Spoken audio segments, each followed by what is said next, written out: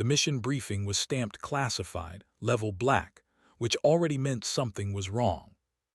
Specialist Ava Mitchell stood in a dim operations tent near a forward base in Eastern Europe, staring at the digital map projected in front of her. The route was simple on paper. Move a NATO supply convoy through a secured corridor near the border region of Russia-influenced zone, deliver encrypted communication hardware, and return. Routine, clean, controlled. At least that's what they were told. Ava didn't trust routine anymore. Not after the last 3 routine missions had ended in casualties.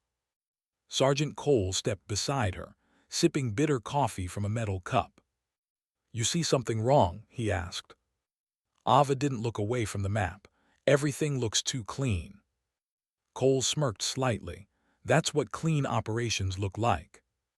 "That's what traps look like too," she replied. That made him pause. The convoy assembled before sunrise, armored trucks, communication vehicles, and a light escort unit. No heavy armor, no air cover on standby. Ava noticed that immediately. "That's light for a border corridor," she said. Cole checked his clipboard. "Command says threat level is low." Ava finally looked at him. When was the last time Command was right about anything out here? He didn't answer. Because there wasn't a good answer. They loaded into the second vehicle of the convoy.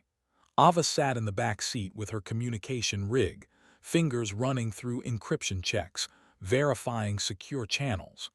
The hum of engines filled the silence as the convoy rolled out. The road stretched ahead like a wound through dense forest. No civilian traffic. No wildlife. Just trees standing too still. Too aware. Ava adjusted her headset. Signal strength is unstable already. Cole glanced back. "We're not even near the zone yet." "That's what worries me," she said. 15 minutes in, the first anomaly appeared. Static. Not normal interference. Structured static. Like someone was listening and choosing not to speak back. Ava frowned. "I'm picking up intentional jamming patterns." Cole leaned over. "Source." She hesitated. "Directional northeast ridge line." He went quiet for a second. "That's inside Russian-controlled terrain." Ava didn't respond. She just kept scanning. Then her system flickered. Once. Twice. "Hey," she muttered, tapping the console. "That shouldn't happen." A third flicker hit. The convoy slowed slightly. Up ahead, the lead vehicle signaled something. A hand gesture. "Stop." The entire convoy rolled to a halt in the middle of the forest corridor. Ava's pulse tightened. "Why are we stopping?" she asked. Cole was already checking his radio. No orders came through. Then, silence. Not even radio static. Just absence. Ava removed one ear from her headset. The forest itself felt muted. "Something's wrong," she said quietly. Cole reached for his sidearm. "Stay in the vehicle." Ava shook her head. "If something hits us here, we're sitting ducks." Before he could respond, a distant crack echoed. Then another. Ava froze. "That's not thunder," Cole whispered. The third sound confirmed it. Gunfire. From the tree line. Everything happened at once. The lead convoy truck exploded into fire so bright it lit the entire forest corridor like daylight. Shockwaves slammed into the vehicles behind it. "Ambush," someone screamed over the radio. Ava was already moving. "All UNITS break formation," Cole shouted. But the convoy had nowhere to go. The road was a funnel. A kill zone. Gunfire erupted from multiple directions, disciplined bursts slicing through metal and glass. This wasn't scattered insurgents. This was coordinated suppression fire. Ava grabbed the radio unit. "This is Unit Echo 2. We are under heavy attack. Request immediate air support." No response. She tried again. Static. Only static. Cole grabbed her shoulder and shoved her down. Stay low. A bullet ripped through the window above them. Glass shattered across Ava's face shield. Her breathing turned sharp. Controlled. She forced herself to scan the terrain. Muzzle flashes. 3 positions. No 4. High ground advantage. They're positioned like a military unit, she said. Cole fired back through the window. What else would they be? Ava shook her head. This isn't random, this is staged. Another explosion rocked the convoy. The third vehicle flipped sideways. Screams filled the channel. Ava opened the comms again, overriding encryption layers. Mayday, mayday. We are being engaged by organized hostile forces. Repeat, this is not an insurgent attack. Then she saw them. Through the smoke. Moving in formation. Dark uniforms. Professional spacing. Controlled advancement.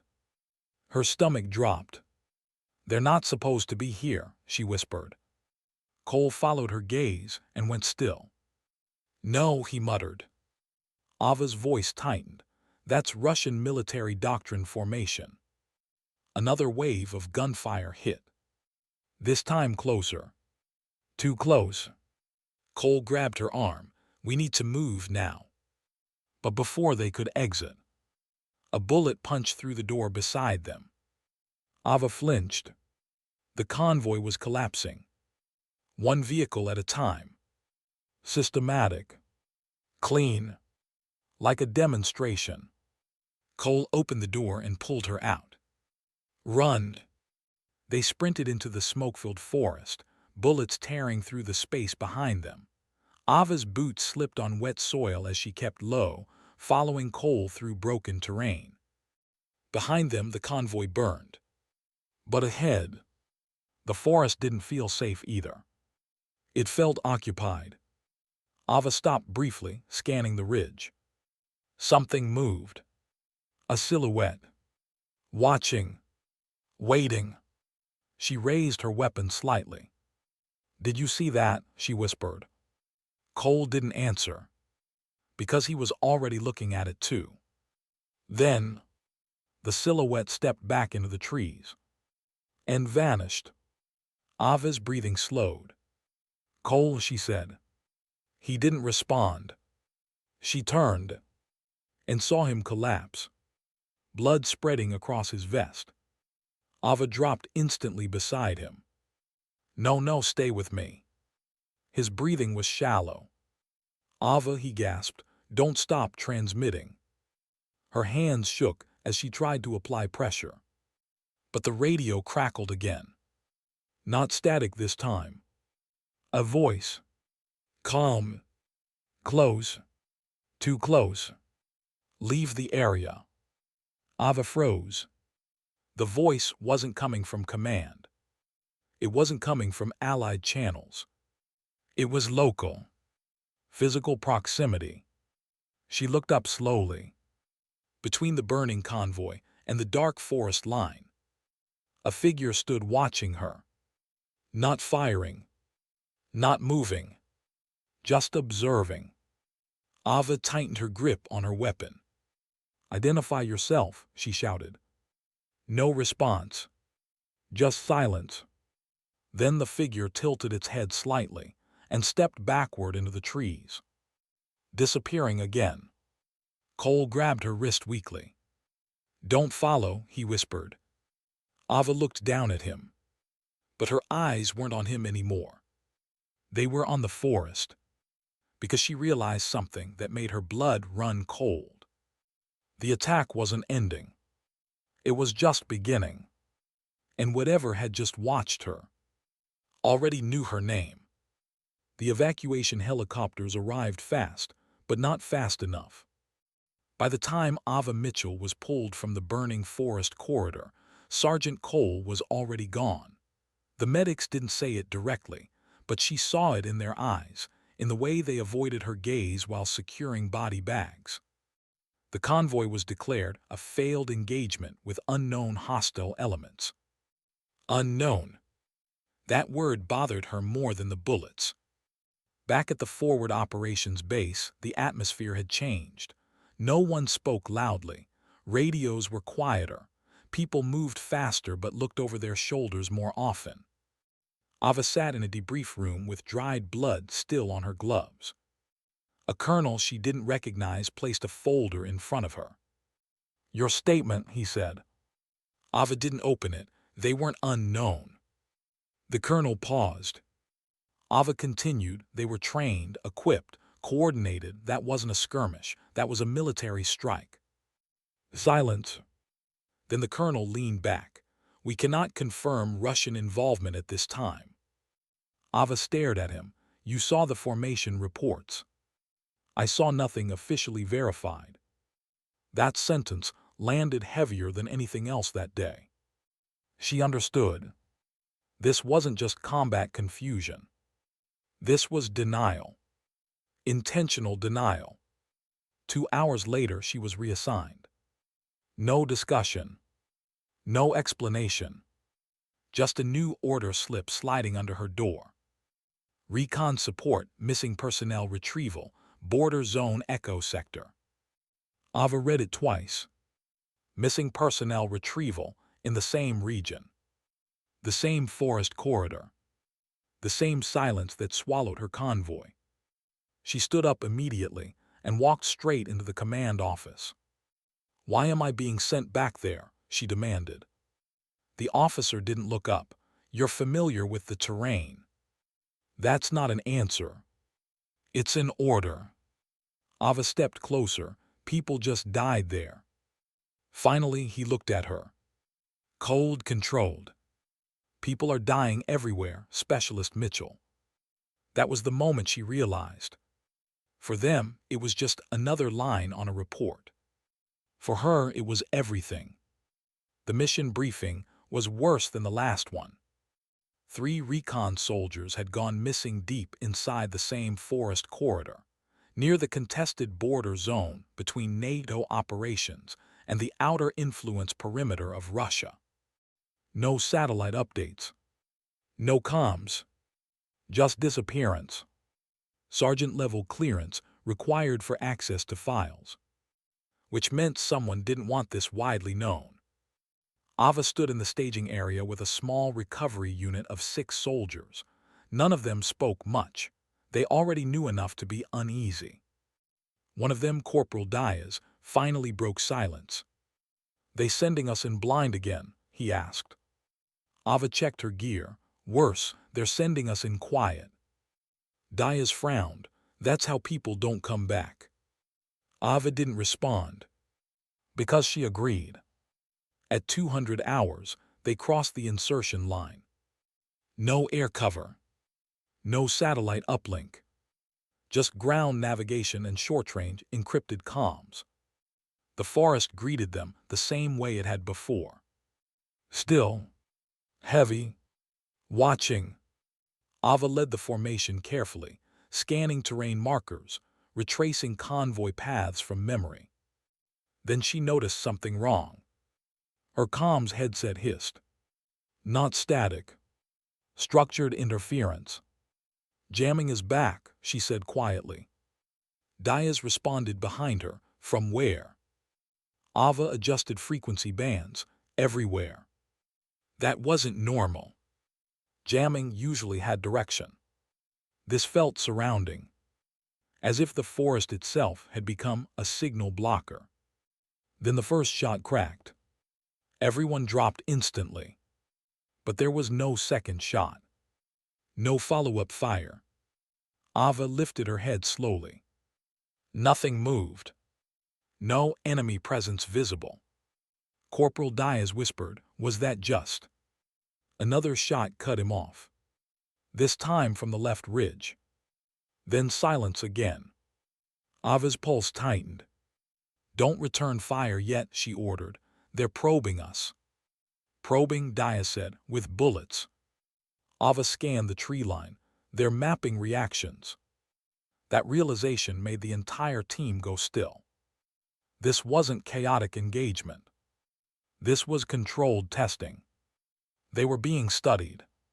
Suddenly, movement in the distance. One of the missing recon soldiers stumbled into view. Uniform torn. Barely standing. "Hey," Dias shouted, "we've got one alive." Ava sprinted forward, "Stop." But Dias had already moved. The soldier collapsed into his arms. Ava reached them seconds later. The man's breathing was ragged. Eyes unfocused. "They're not here for defense," he whispered. Ava knelt. Who is?" The soldier grabbed her wrist tightly. His grip was shaking. "They're building something under the ridge line, something we weren't supposed to find." Ava leaned closer. "What kind of structure?" His eyes widened slightly, like remembering something he shouldn't have seen. Then, a single gunshot echoed through the forest. The soldier's body went limp instantly. Dias froze. "Sniper!" someone yelled. Ava dragged Dias down behind cover as gunfire erupted again. Controlled, spaced, precise. Not panic fire. Execution fire. Ava's instincts kicked in instantly. Move, break line of sight. They scattered into the trees as bullets sliced through bark and dirt. But something was off again. No pursuit. No advancing units. Just fire control from distance. Like they were being pushed somewhere specific. Ava realized it mid-run.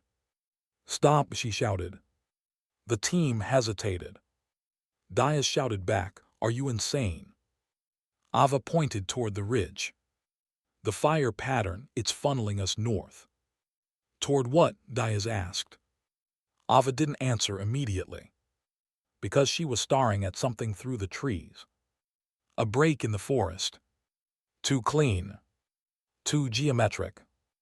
Like it had been cleared intentionally.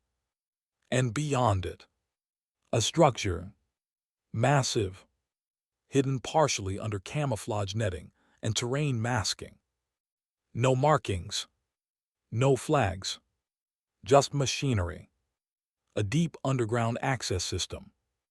And armed patrols moving with disciplined precision.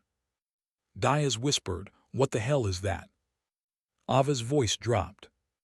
"That's not a forward base." She swallowed. "That's a launch site." The forest around them suddenly felt smaller. Heavier. Like it was closing in. And as Ava watched the facility lights flicker in synchronized patterns, a single thought formed in her mind. This mission wasn't about rescue.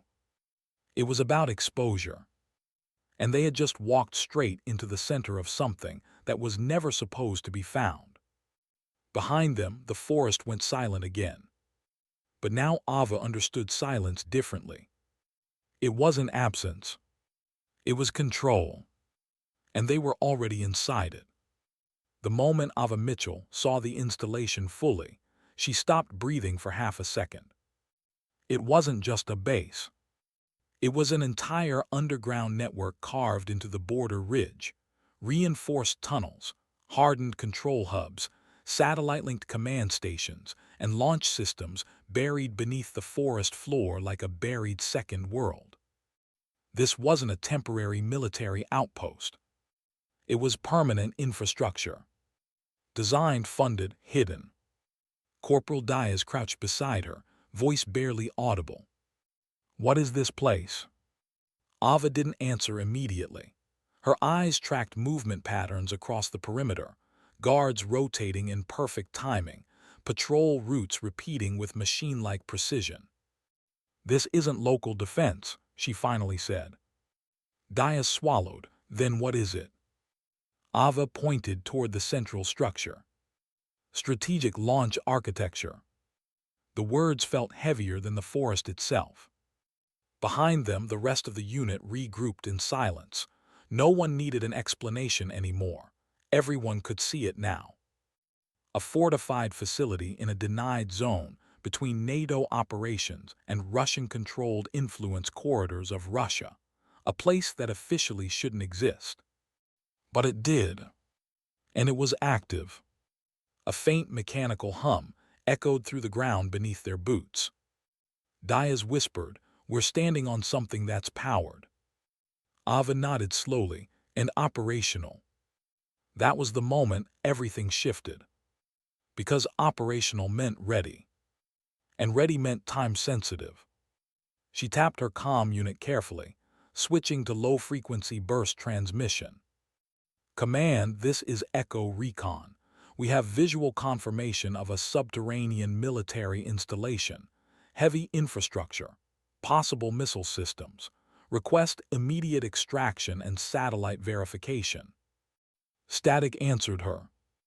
Then a burst of interference. Then silence. Diaz looked at her. "They're jamming us again." Ava shook her head. "No, this is deeper than jamming."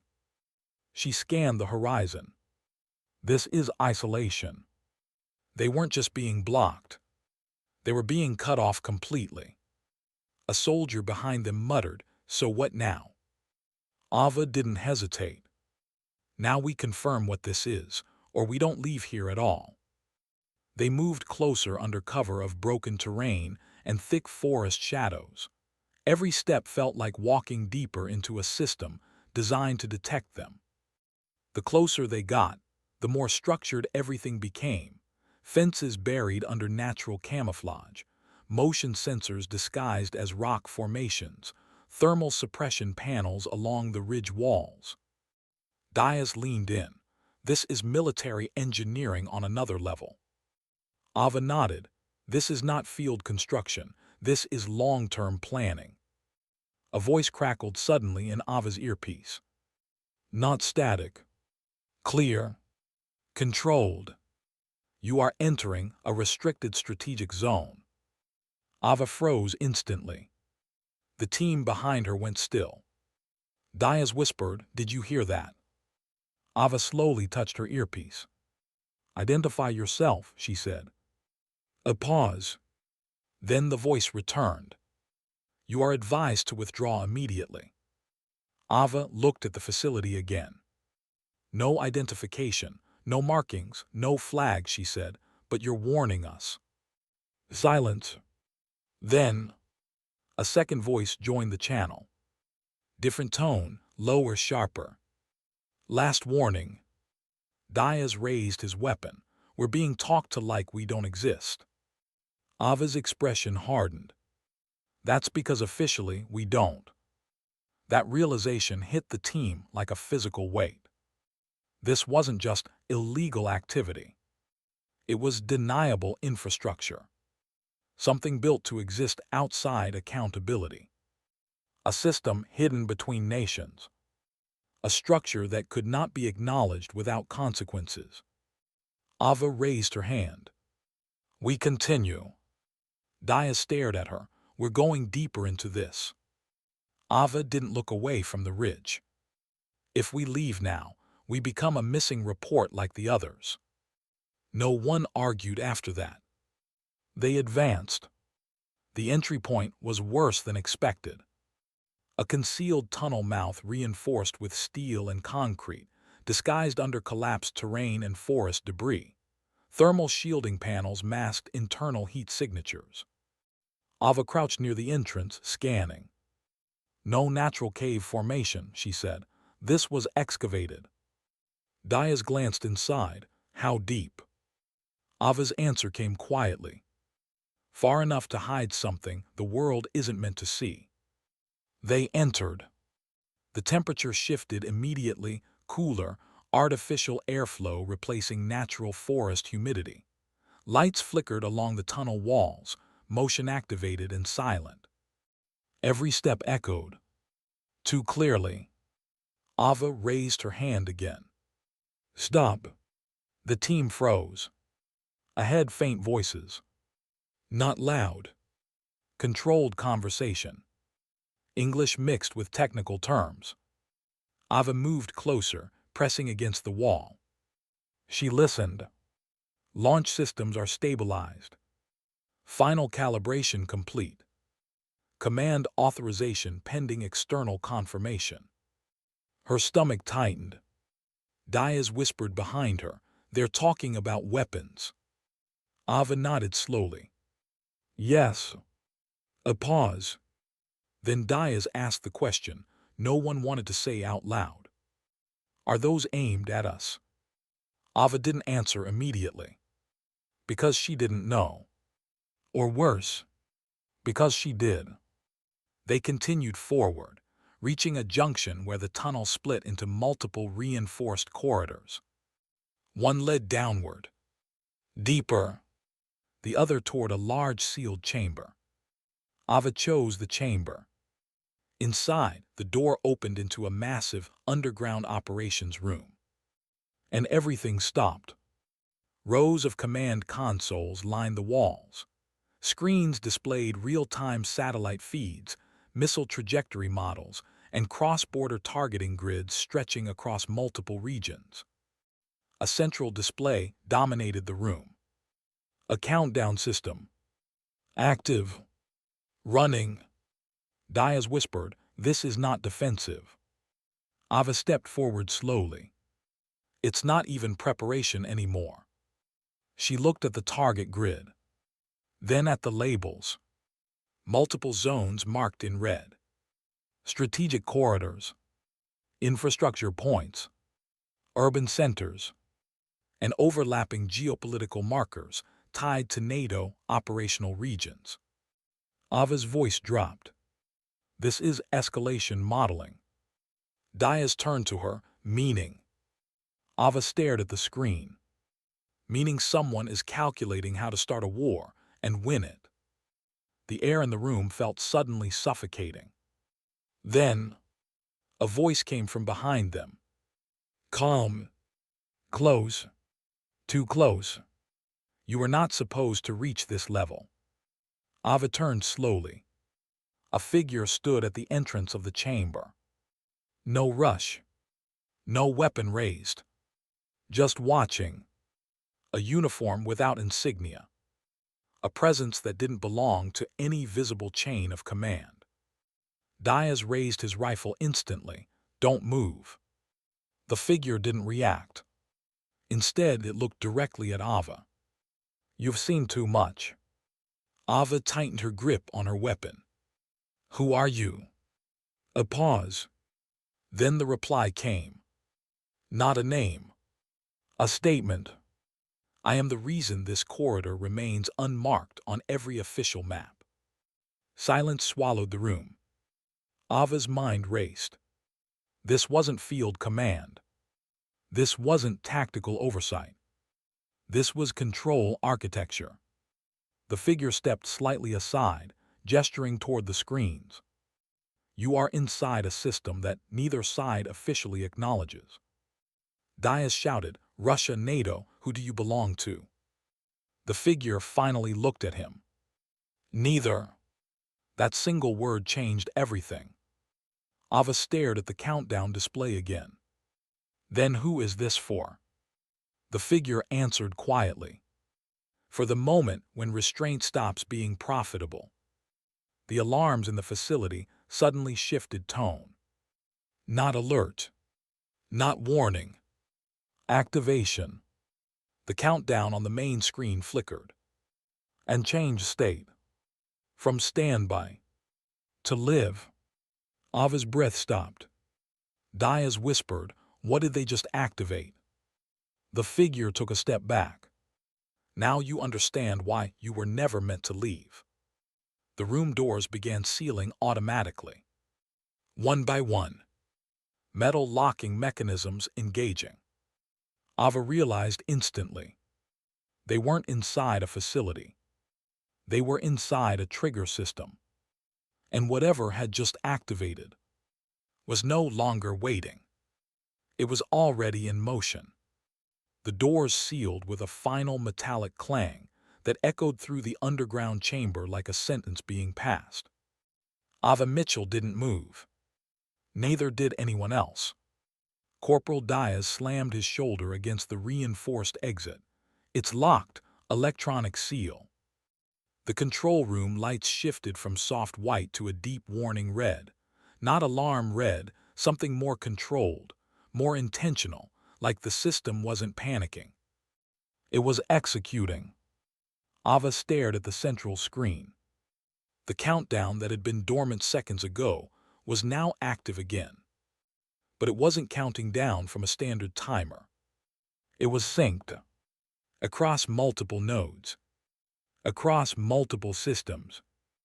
Dia's turned, voice rising. Tell me this is still a drill. Ava's eyes didn't leave the display. It's not. Behind them, the figure in the unmarked uniform remained calm, almost detached, watching them like variables in an equation finally reaching its conclusion. Ava stepped forward slowly. If this is a launch sequence, what exactly are you launching? The figure replied without hesitation. Deterrence. Diaz laughed once, sharp, broken. Deterrence, with underground missile infrastructure in a ghost facility. The figure tilted its head slightly. Deterrence only works when it is believed. Ava's mind was already moving ahead of the conversation. She scanned the console layout, power routing, launch authorization paths, emergency overrides. Nothing was simple, everything was layered. Too layered. This wasn't a system built for quick execution. It was built to survive interference, built to ignore human hesitation, built to continue even if command changed its mind. Ava whispered, "This isn't Russian military." The figure didn't respond. Diaz frowned, "Then what is it?" Ava's voice hardened. "This is something built to operate above them." Silence hit the room. The countdown dropped another minute. Above ground, the forest remained still. But beneath it, the entire structure had shifted into active readiness. Ava turned sharply to her team. "Listen to me, we don't stop this by force, we stop it by control." Diaz shook his head. "Control what? We're locked inside a sealed facility with a live launch sequence." Ava pointed at the console grid. "There's always a failsafe." The figure spoke again, calm as ever. "There is no failsafe." Ava met his gaze. "That's where you're wrong." She stepped toward the central terminal. The figure didn't stop her. That worried her more than anything. Ava began typing. Access layers, command verification nodes, emergency interrupt sequences. Most of it was encrypted beyond standard military protocol. Layers of isolation architecture, designed to prevent even internal override. But every system had a weak point. Every system had a human fingerprint somewhere in its creation. Diaz watched nervously. "Ava, if you trigger something wrong." "I know," she cut in. Her fingers moved faster. The countdown dropped again. 2 minutes lost. The figure finally spoke again, quieter this time. "You are attempting to interfere with a stabilized geopolitical deterrent system." Ava didn't look at him. "I'm stopping a war trigger disguised as deterrence." The console beeped once. Then twice. A hidden access pathway opened. Diaz blinked. "How did you?" Ava didn't answer. Because she wasn't fully sure herself. She just knew systems like this always left one door open. Not for enemies. For emergency correction. She pressed it. The room lights flickered. For the first time, the system hesitated. The countdown paused. Then resumed. But slower. Diaz exhaled. It worked. Ava frowned. "No," she said quietly, "it adapted." The figure stepped closer now for the first time. "You are delaying inevitability," he said. Ava turned sharply. "Whose inevitability?" He didn't answer immediately. Instead, he looked at the screens. At the mapped regions. At the red-marked corridors stretching across continents. Then he spoke. The inevitability of escalation, once restraint fails everywhere at once. Diaz shook his head. That's insane. The figure looked at him. No, that is calculated. Ava stepped away from the console. Then we uncalculated. She pulled the data module from her vest. Diaz stared. What are you doing? Ava looked at him once. I'm exposing it. Before anyone could react, she initiated a forced uplink through the compromised comm relay still partially active in the system. The figure moved instantly. Fast. Too fast. But Diaz intercepted him, tackling him away from the console. Go, Diaz shouted. Ava didn't hesitate. She pushed the transmission through. Encrypted payload, system maps, launch architecture targeting overlays. Everything. The system immediately triggered internal lockdown protocols. Alarms, real alarms this time, echoed through the facility. Not controlled. Not structured. Reactive. The countdown froze again. Then reversed slightly. Ava stepped back. Now we see what breaks first, she whispered. The figure struggled free from Diaz and looked at her. For the first time, something like urgency crossed his expression.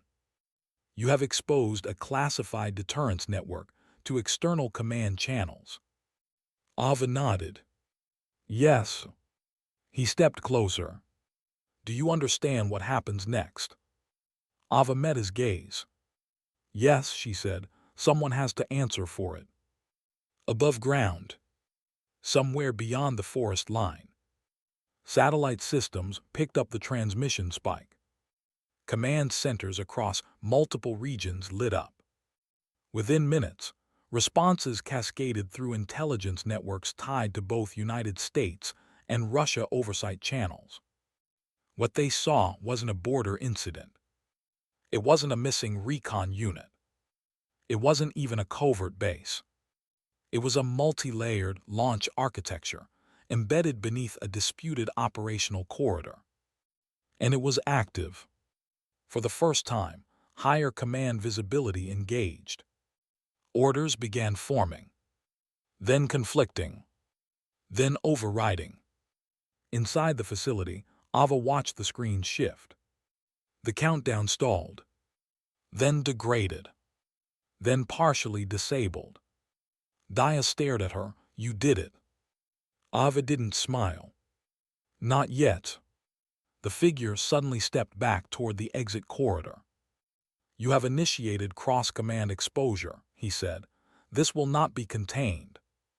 Ava watched him. What happens now?